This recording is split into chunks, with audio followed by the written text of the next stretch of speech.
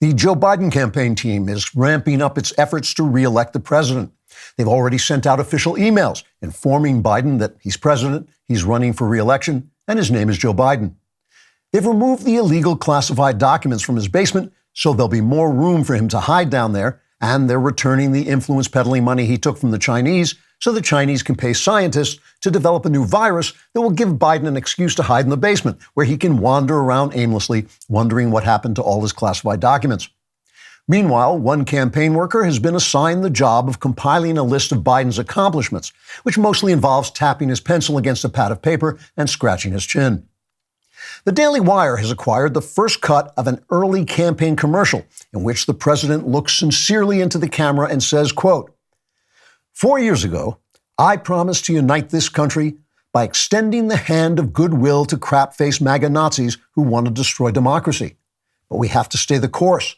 We can't just run away in humiliating chaos like we did in Afghanistan.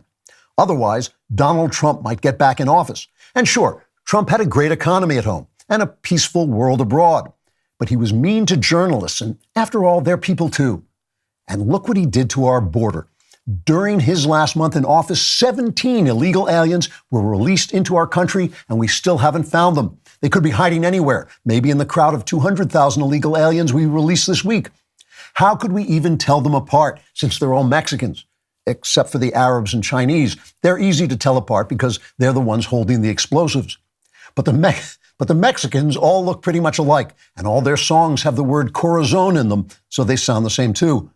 But without them, we wouldn't have any lettuce. And sure, lettuce tastes like paper. It's disgusting, but it's good for you. So vote for me. I'm Joe Biden, and I approve this message. Who am I?" Unquote. At the center of their campaign will be the slogan, "Guess what? Bidenomics is working," which Biden will deliver himself in a terrifying, raspy whisper that sounds like the voice of a demon spewing hellish lies, like, "Guess what? Bidenomics is working." The problem is that while the economy is booming, the American people somehow feel it's not giving them what they need, like food and gasoline to put in the car they used to have before they sold it to buy food, and bus fare because they don't have a car anymore and they're too hungry to walk.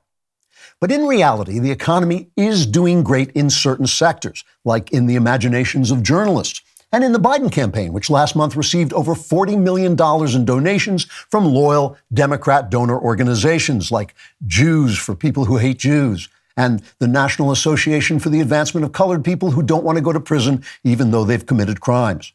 So guess what? Bidenomics is working.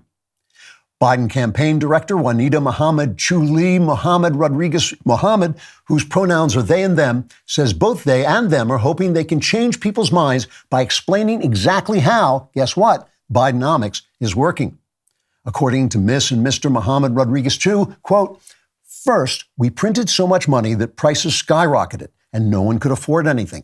Then we gave them the money we printed so they could buy food on Amazon.com.